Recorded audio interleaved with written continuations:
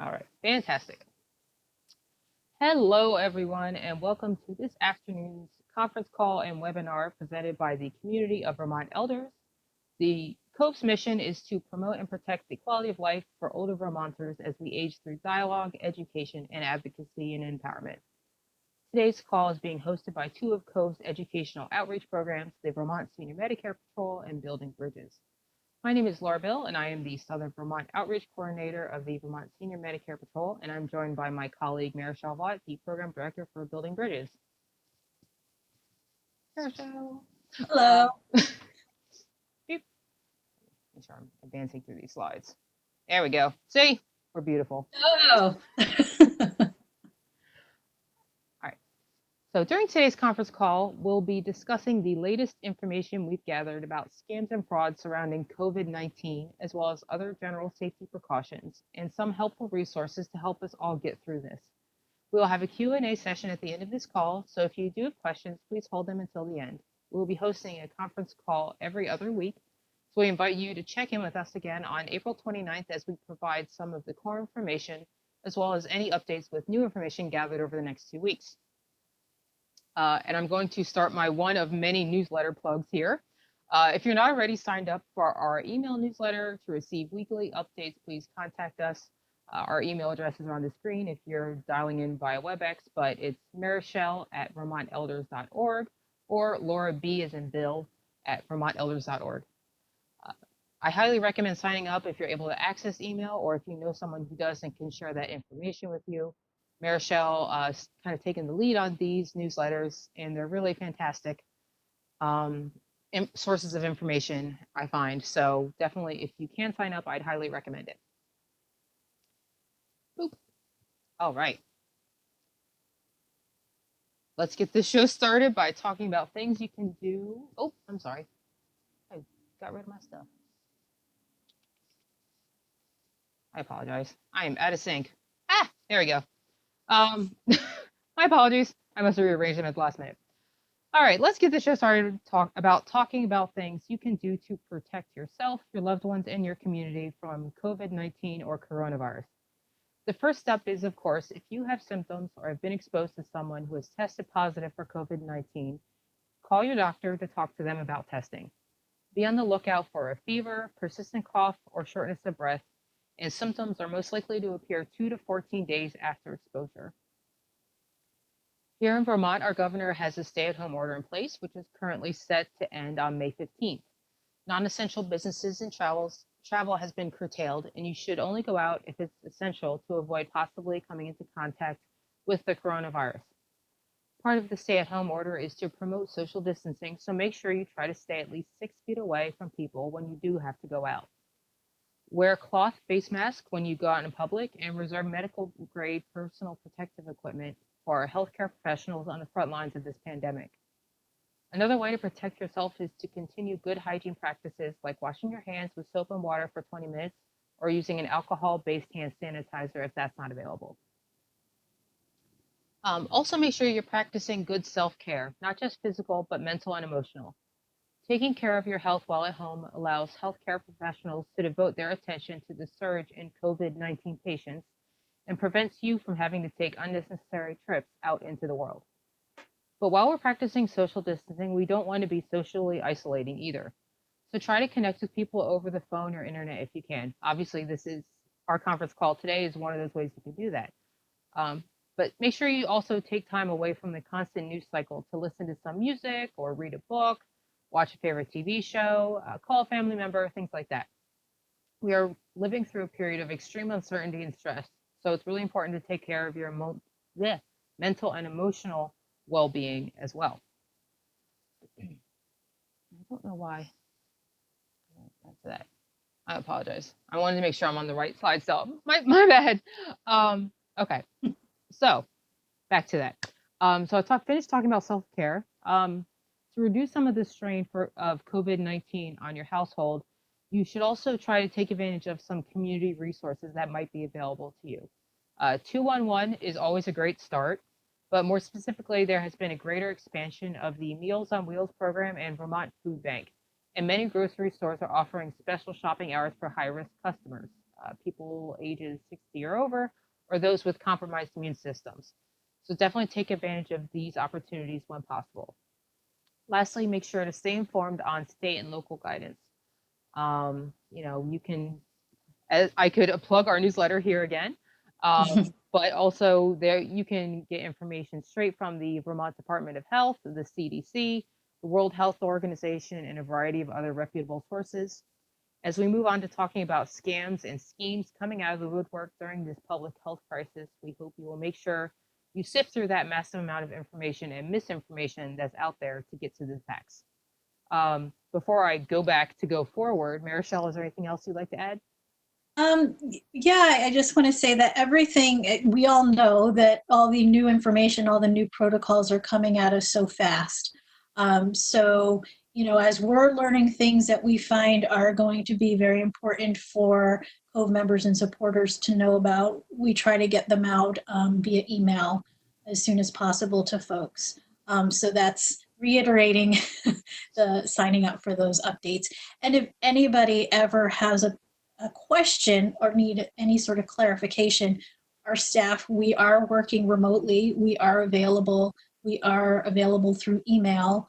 I am available on my cell phone and I can give all that information out to folks at the end. Sounds great.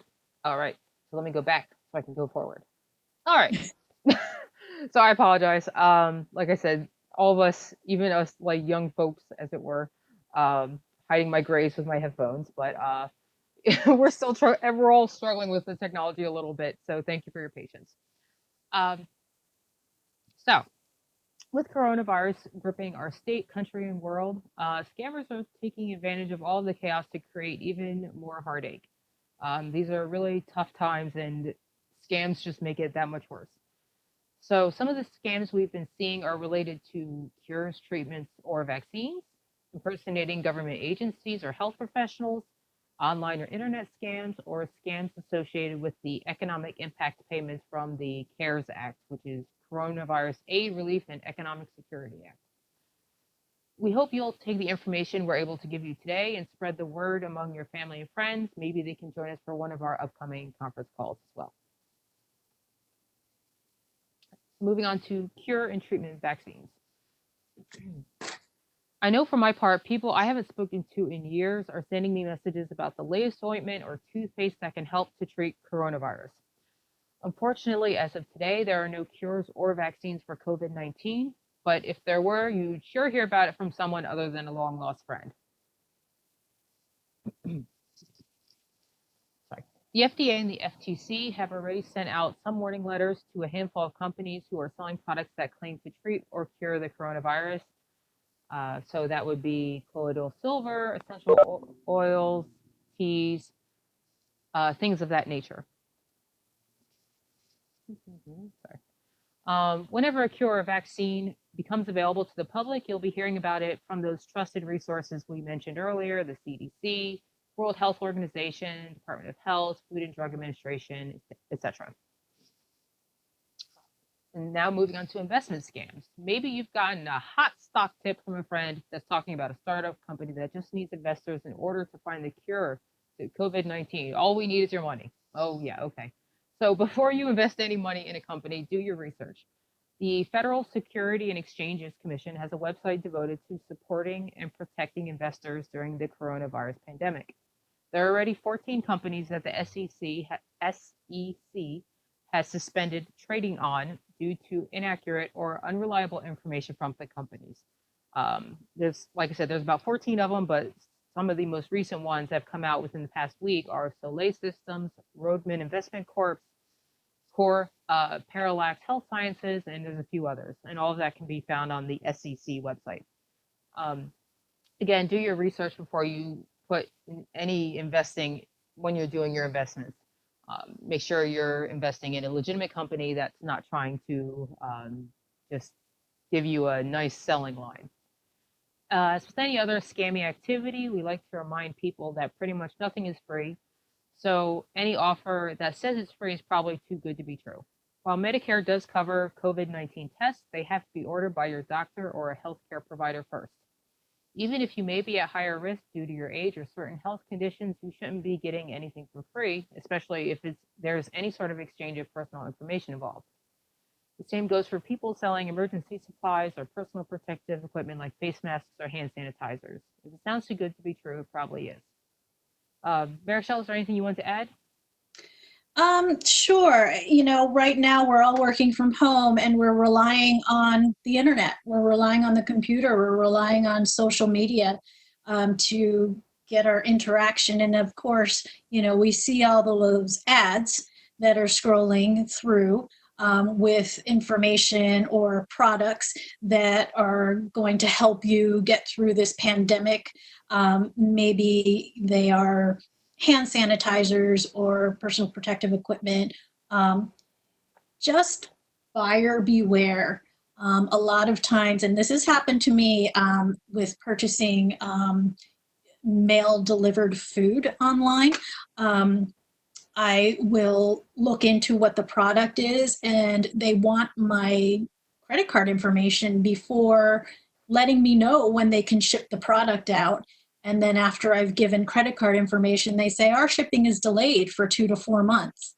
Well, that doesn't really help me. And I've just lost the money that I could be using now on that product. So, just to be very aware of what you're purchasing online. I am every salesperson's dream, so I will look at a product and be like, "Hey, that's for me," and I'm going to try that. And I fall for the fraud of it. Not necessarily a scam because I will get the product, but I wasn't given the transparent information about when I would receive the product or if the product actually works. So just want to Gotcha. put that out. Buyer beware, definitely. Oh yeah, I've got a lot of personal stories since we've been cooped up. Exactly. Um, so let's say, speaking of unsolicited information and getting hot tips that you don't necessarily want to know, let's move on to bad actors posing as government officials or healthcare professionals. The most important thing is to speak to people you know and trust. If you're worried that you have come into contact with the coronavirus or have symptoms, call your own doctor. Many doctors have limited in office staff, so please be patient and work with them so you can get the care you need. Speaking to that limited in office staff, many healthcare providers are attempting to continue with regularly scheduled visits using telehealth or telemedicine channels. I know myself, I've been doing this in the past few weeks. You may have had a phone call or a video call with a healthcare provider recently, but it was still someone you know and have a pre existing relationship with. While new medical conditions or concerns can pop up at any time, maybe you've got a mole that looks or feels a little bit weird. Be careful when you're looking into new doctors. Again, try to do your research or get a referral from your primary care doctor if possible to maintain that network of trust. And then I'm going to hand it over to Marichelle if you'd like to go on with the fake charities and other shady folks. Right. I would say what the red flag is for anybody, if you get unsolicited information, whether it be through snail mail, email, saying, please click on this link to make a donation or to check out what this person's needs are, I would be very wary of that. There are a lot of fake charities out there. And if you feel that you received information that is legitimate and you do want to make a donation, go to the website for that particular organization. Don't use the link that was given to you to make the donation. Go to the actual organization's link. Do the research. It's very easy for scammers to recreate websites to look like the real thing. And then you enter in your information and they have your credit card number. So if you are looking to donate to the World Health Organization, there were a number of people who were getting calls saying they wanted some donations. You need to go to the WHO website, which is who.int. If you get an email from COVE saying, click on this link to donate to COVE, my suggestion is to go to the actual website, Community of Vermont Elders website. So clicking on links that say they're going to direct you from an unsolicited source, be very wary of those.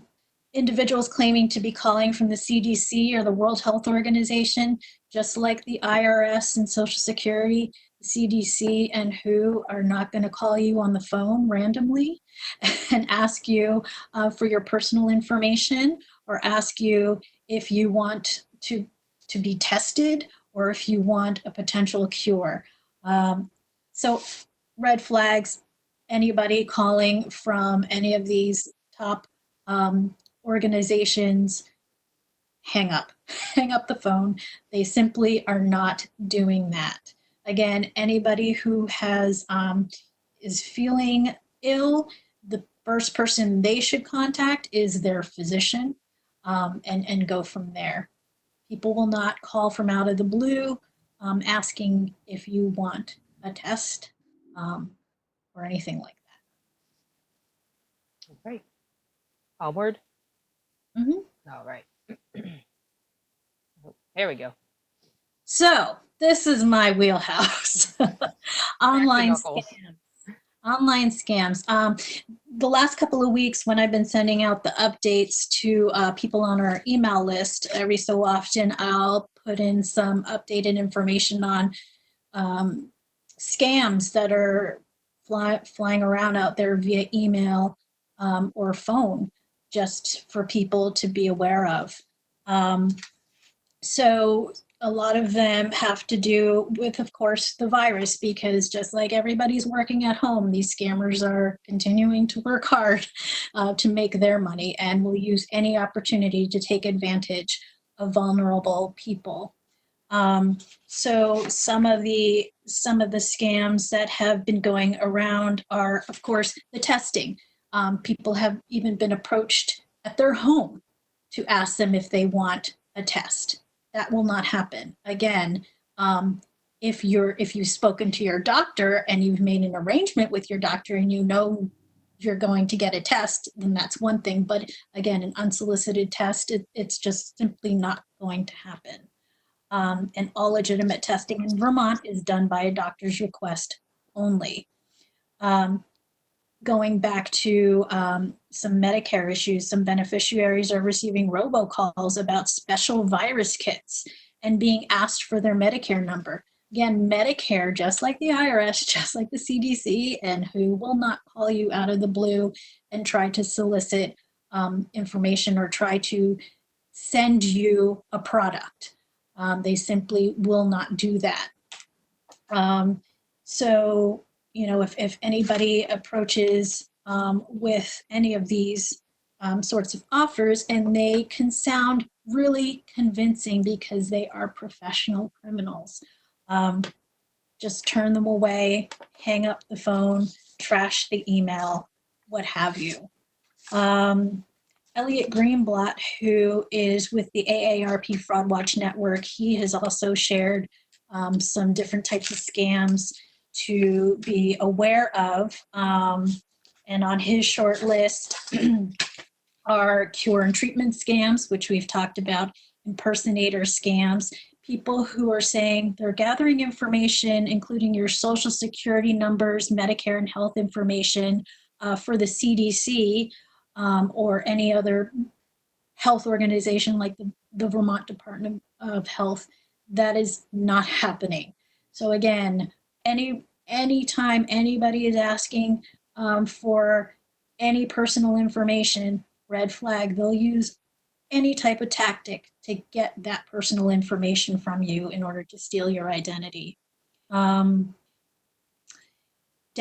scams. There's people who are sending out emails saying, download this information to learn how to better protect yourself and your family. Be very careful about downloading anything onto your computer because that is a way for scammers to get the information inside your computer. They can basically hijack your computer that way, putting in malware, and then you're beholden to them to get the virus out, or they've hijacked your personal information on your computer. Just be very careful about anything you open or download.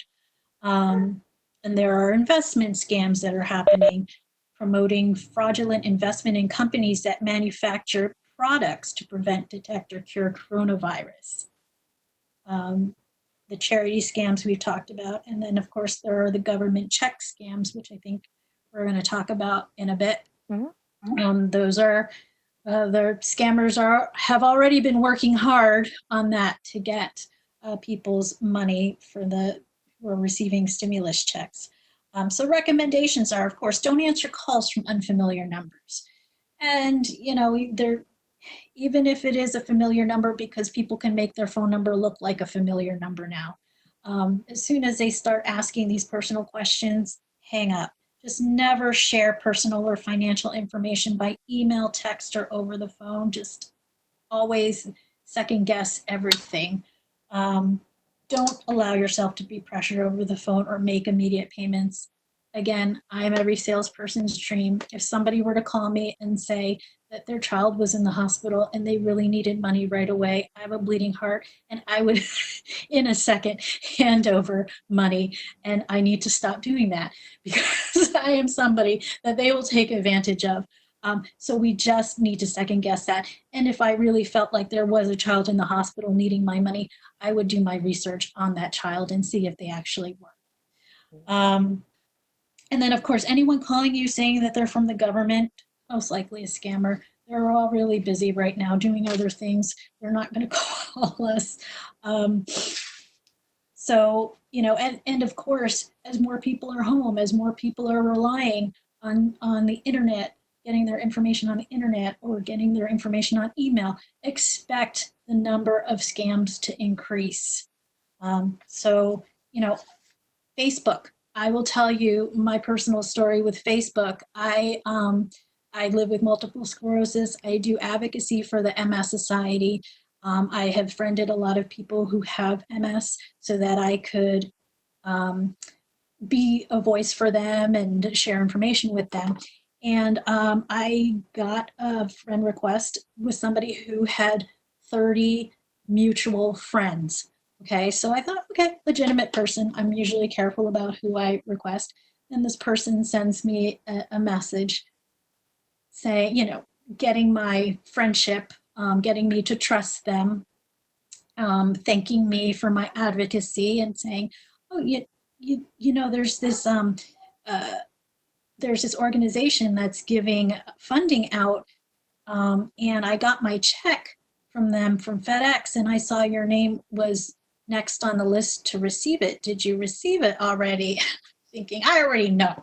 At this point, I do this for work, and I tell people about this, but I already know. And I say, no, I haven't. What is this funding? And apparently it's from the Warren Buffett Foundation for people who do who giving out money to organizations, nonprofits who do advocacy work during this time. And, he got his check for his organization and just make sure that I get mine. And here's their information, here's their text information, blah, blah, blah.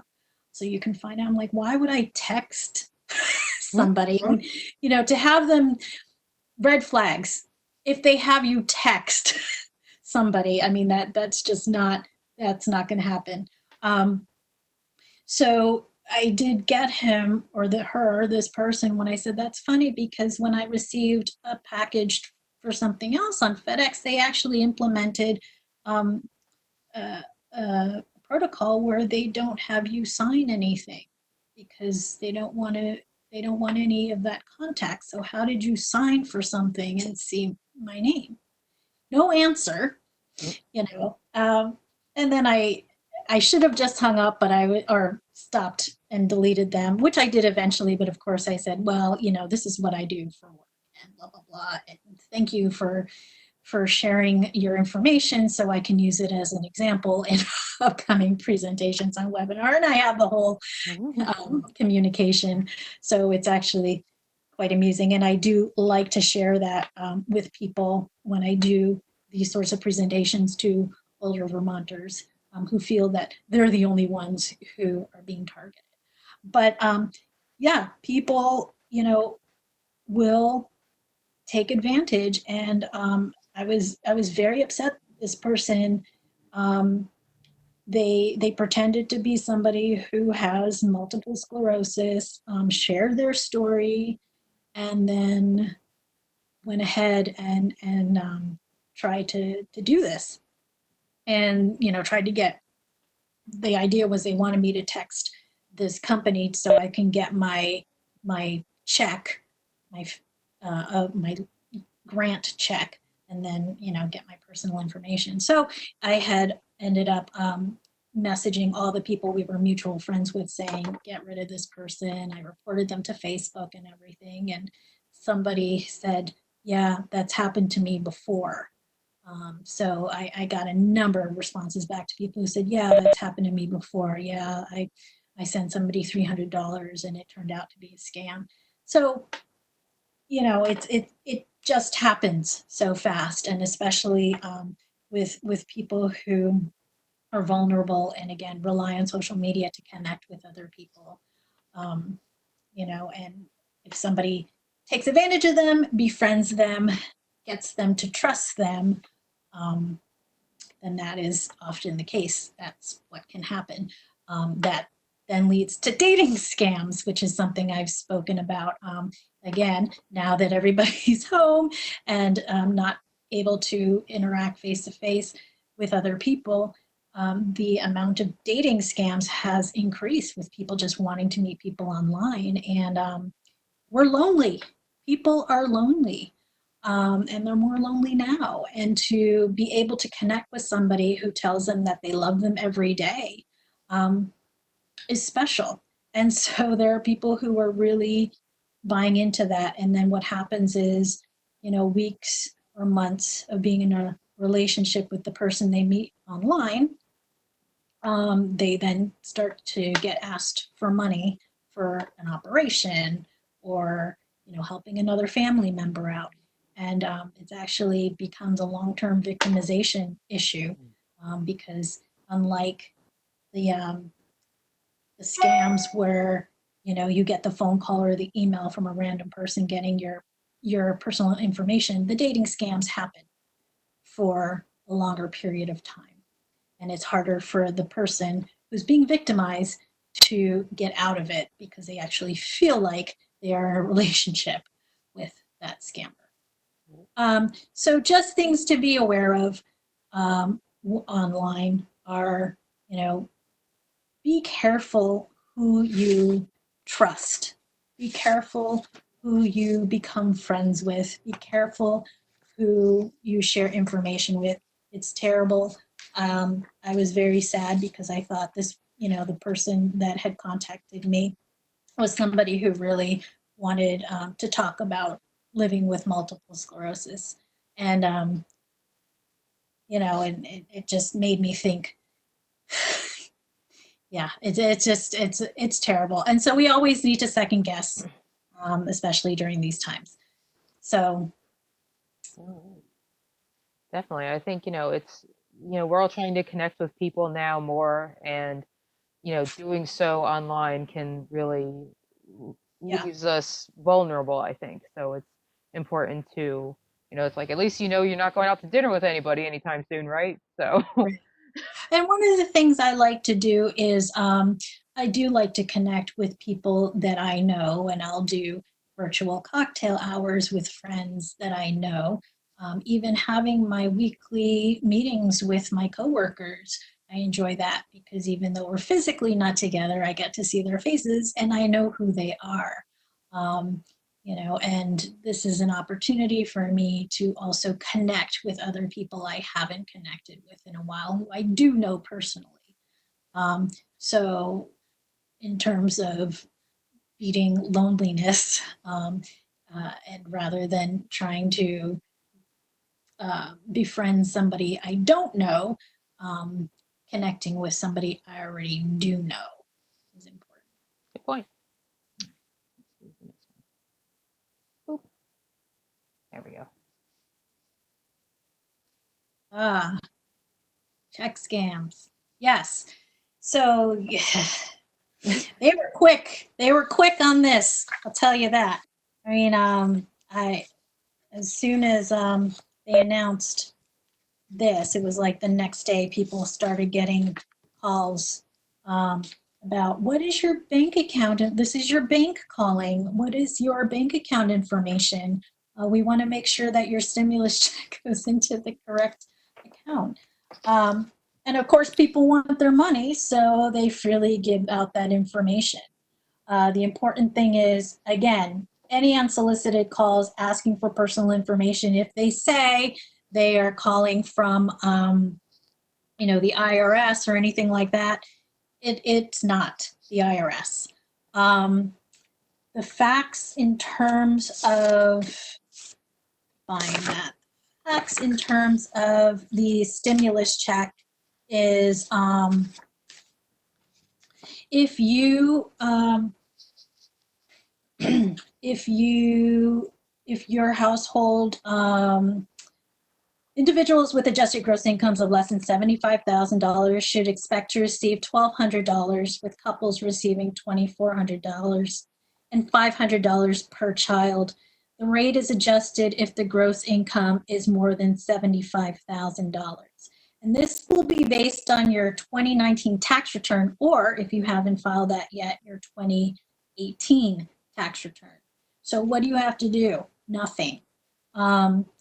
If you receive Social Security, there isn't a form that you need to fill out. If somebody from Social Security calls you and asks if you are on Social Security and you and tells you you need to fill out a form to receive your stimulus check, it is a scam. So the IRS is working with Social Security. Most people who get their Social Security check get it directly deposited into their account. And so the IRS will use that information to directly deposit your stimulus check. So it's going to automatically happen. And then if you, on the last tax return that you filed, if you had that directly deposited into your bank account, then your stimulus check will be directly deposited into your bank account. Now, if you did not get it directly deposited, you will receive a paper check, which will take some weeks. Now, if you moved or if you switched banks, what do you do then? irs.gov. Go to that website. And there's information on there. This makes it hard for us because we're always saying, don't fill out anything online. But there are forms on irs.gov, and there is information if you moved or you have changed your bank, how you can get that information to the IRS for your stimulus check. However, if you get an email from somebody saying they're from the IRS and you need to click on this link to provide the information, don't do that. Go directly to the official irs.gov website. Okay. And there are going to be hiccups. Not everyone is going to receive their check in a timely manner. No one is going to probably receive their check in a timely manner. And there are probably people who will be like, I didn't get anything. How does this work? So there are a number of things, little details like that. But for the most part, again, if you get a random email or a phone call asking you about your banking account information and what it is, hang up or trash the email. IRS will not call you to say, hey, we tried to deposit money into your account and it didn't go in. They will not do that. Okay. So again, if you want more detailed information on that, irs.gov, especially if you've changed banks or moved. So there are fake stimulus checks that are circulating right now.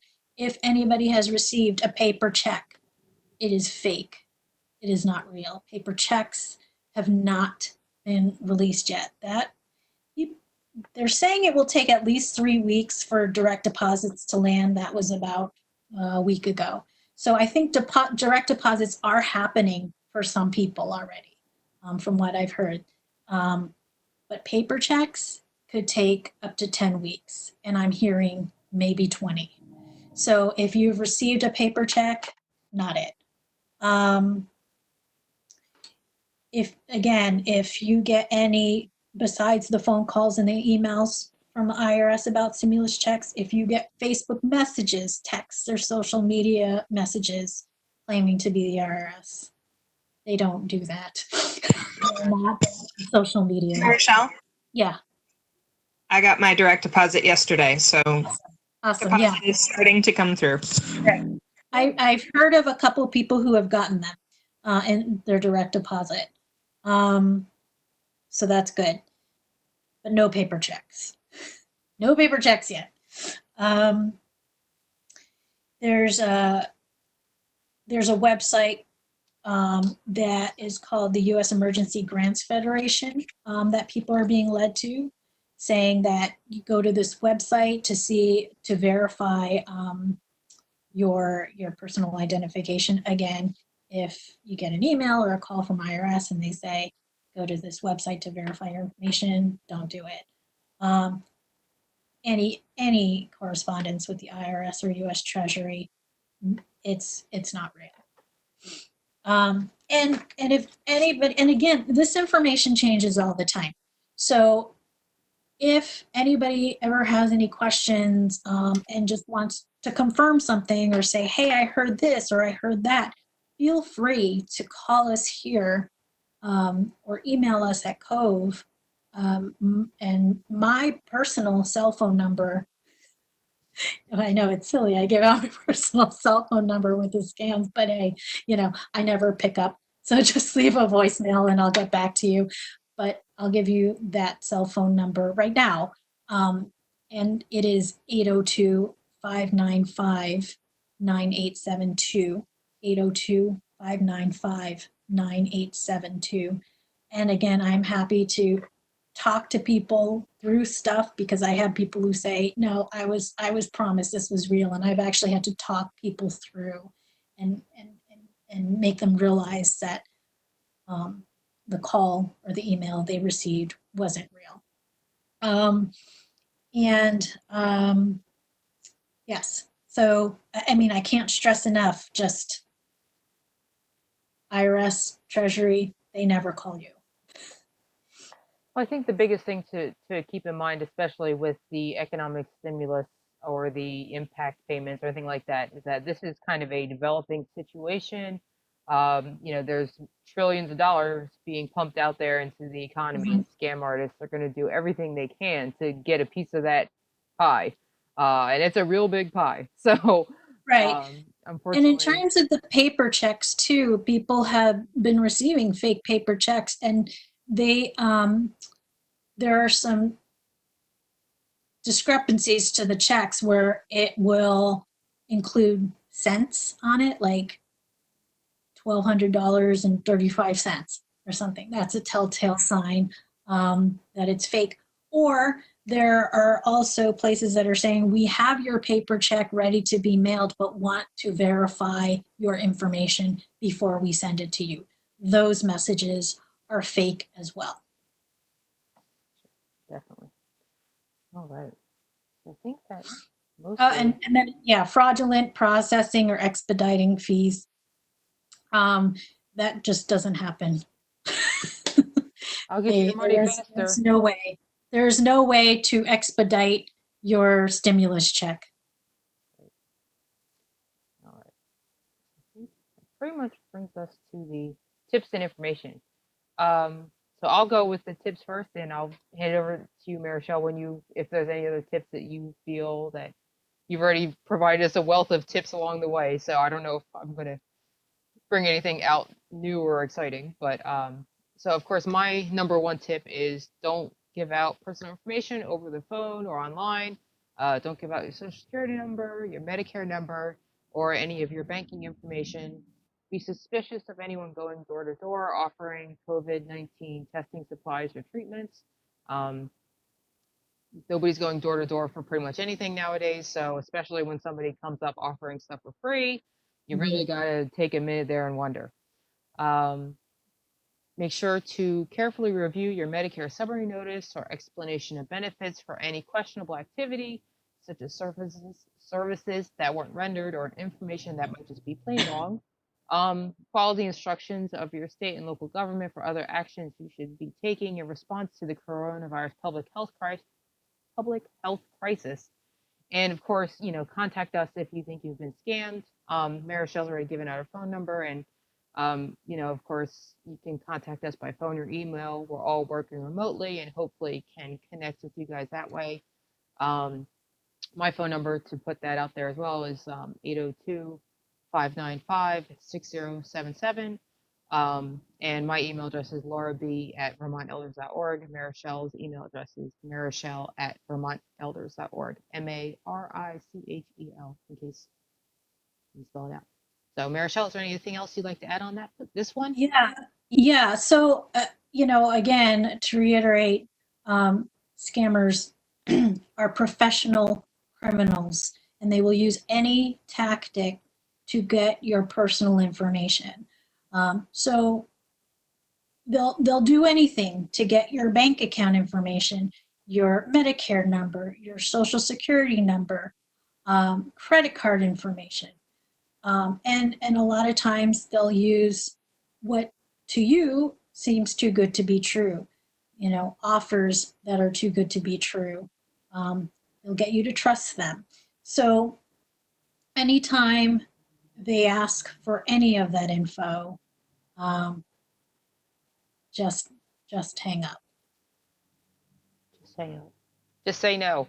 Hang up, trash the email, report it. Yes. Call COVE, call us. If you're unsure if it's legitimate or not, feel free to call us. All right.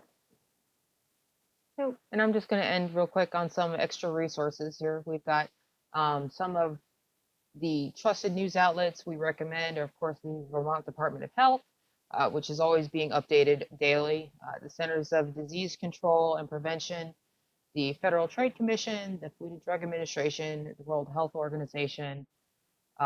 These are all kind of how to stay in the loop about if there's a cure coming out, if there's a scam going around. These are great resources for where to find that kind of information.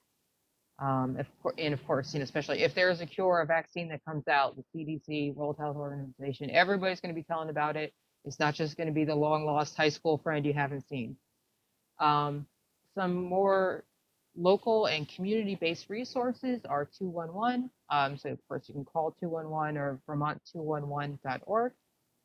The senior helpline is there for you as well, 800-642-5119.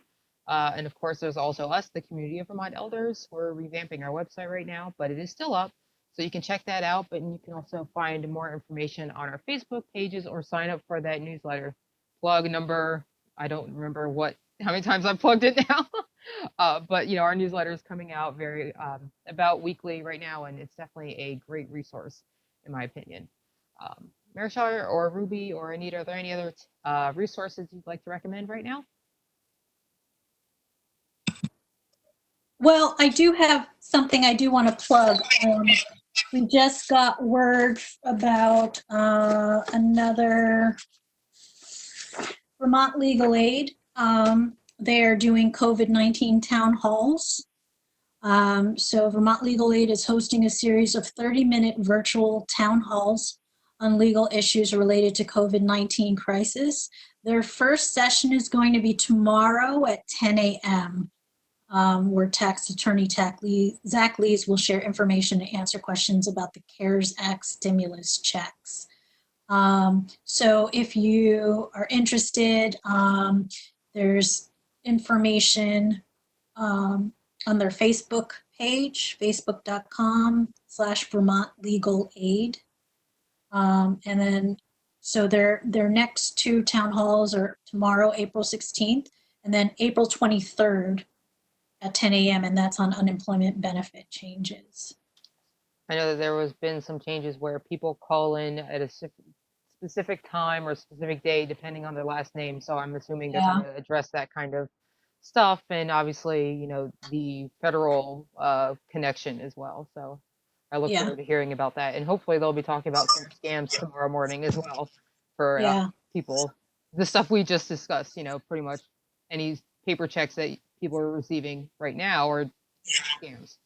So. And I highly encourage people to share this information to your friends and family because I think the people that need to hear this information don't necessarily participate in conference calls or webinars. So please do share all of this information with folks. So I'll give a brief check-in, I guess. We've been having a little bit of a chit-chat in the chat box. So if anybody wants to see the emails for any of the COVE staff, you can scroll up through the chat box. There was also a question from Patty about whether this is offered to citizens. And just the short response is yes. We do have, it looks like 4 organizations as well as the COVE staff participating today, but we are recording these so that we can post the recording on our website and possibly do reviewing maybe next week on Facebook or something of that sort. We are also advertising the calls through Front Porch Forum, through our Facebook avenues. And we certainly encourage all of the organizations that are here today to spread the word and help people be more involved in just this sort of information gathering and sharing process. From an update perspective, I handle sort of the policy branch of COVE, and there are a lot of policy changes happening right now. I don't know that we have time to really get into that in greater depth, but if that's something that folks would like to hear an update on for the next one, I can certainly take some time to do that. But I would say that the short update is that the legislature is working they're very busy. They're working remotely. You can view any of the committee discussions they're live streamed on YouTube, and then you can also watch archived videos. So if you want to see a discussion pertaining to something specific, you can actually go back. So in some ways, there's actually increased access for people. Normally, those would not be recorded and shared online. So that is certainly a resource to take advantage of. Engaging with your legislators, engaging with COVE if you have policy questions and concerns. We are definitely working very hard to make sure that the 1.25 billion that's coming into the state of Vermont is going to the best places it can possibly go, that we are supporting elders and older Vermonters, vulnerable adults, that the services that are essential continue to be high quality and safe, specifically looking at sort of how APS is handling that. How are they responding to abuse in Vermont while still maintaining appropriate distancing and safety precautions for people? So if anyone has any specific questions, I'm happy to answer those now along with the rest of the staff, but also happy to give a policy update next time if we have a little more time. I think one question I saw that came in through chat was that can our website admin add this to our website? Definitely, we're going to be able to post. We're going to upload the recorded version of this conference call, webinar, service to somewhere online. It might be YouTube, but we're not 100% sure yet. But we will have a link posted in the Facebook event page. And also you can drop me an email and I can send you a direct link as well for posting it to your own social media or sharing it with people. I think probably YouTube, but TBD, to be determined. Again, technology is fun and exciting and terrifying all at the same time. So, but if there are any other questions, anybody can, I think, unmute your line, or if need be, I can unmute, or you can type it into the chat. The chat seems to be the best way to get questions to us, but I'm happy to get them another way.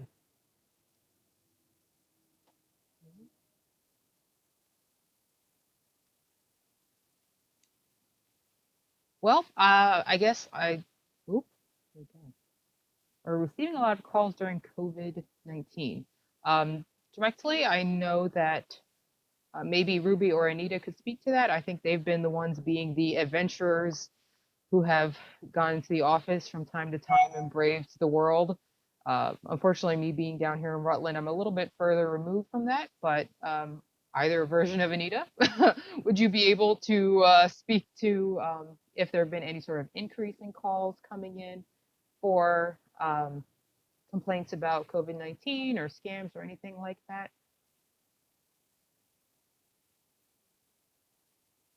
Hasn't been the additional calls because we actually have closed the office and our answering system has indicated that we're closed basically, and there's not an increase in calls. So it's been pretty quiet. I can say that I send out the updates, and on the updates, I do have my cell phone number on there and my email. So I have been getting some calls with smaller questions like, where can I get PPEs? I had a senator, state senator, contact me for a constituent who takes care of older people. And so I was able to get her cloth masks that a friend of mine was making. So I have gotten some inquiries or of people just asking about the scam information, more clarification on scam information, which is nice because then I see that people are actually reading the updates. But in terms of other COVID assistance, I haven't gotten anything else. There is, I will say, within organizations, I've received emails and calls from other organizations. There's a lot of resource sharing. So there are a lot of people saying, can we put this information on our website? Can we send it out to our members? And we would love that. This is what's so hard for us at COVE, especially those of us who do outreach. You know, we're trying to get to our members and trying to get to all over Vermont, and that it's been a challenge. So from a policy perspective, I've had several associations that are representing sort of broad swaths of elder service. This is Charlie, he's helping today.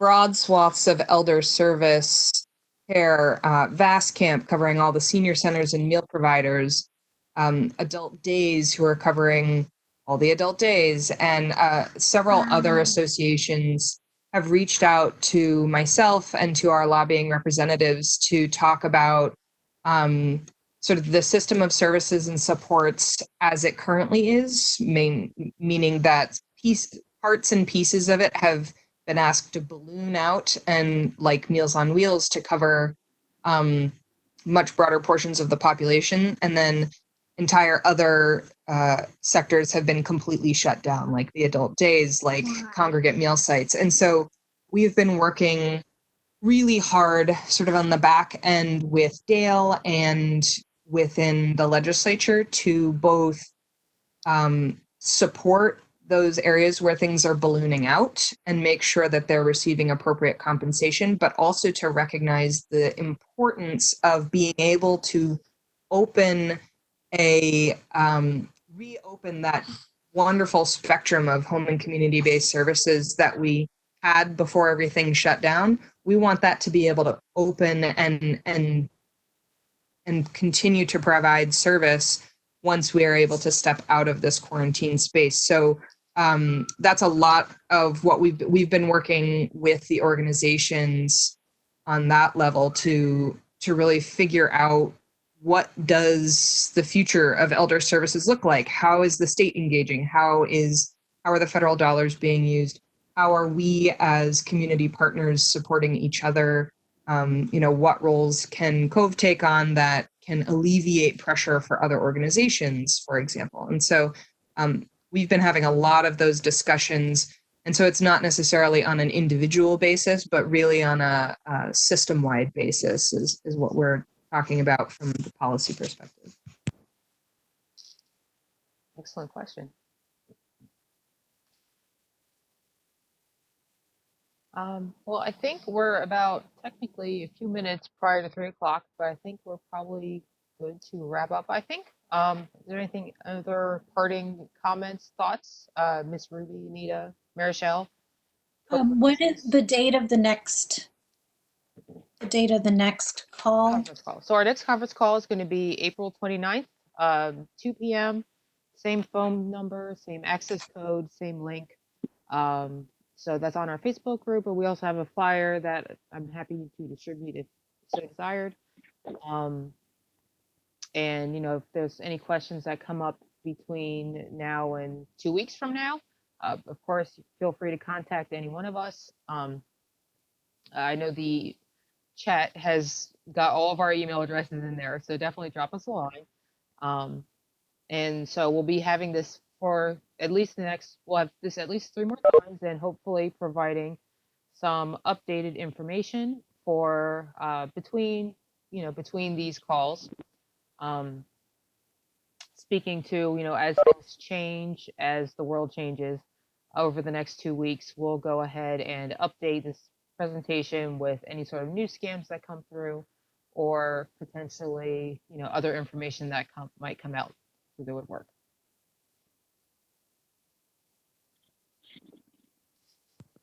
And I think Thank you everyone for participating today. And yeah, certainly don't wait 2 weeks to connect with us.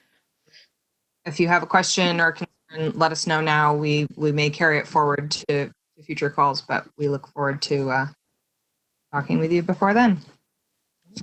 that's great. Yeah. Thank you. Bye. Thank you. Bye.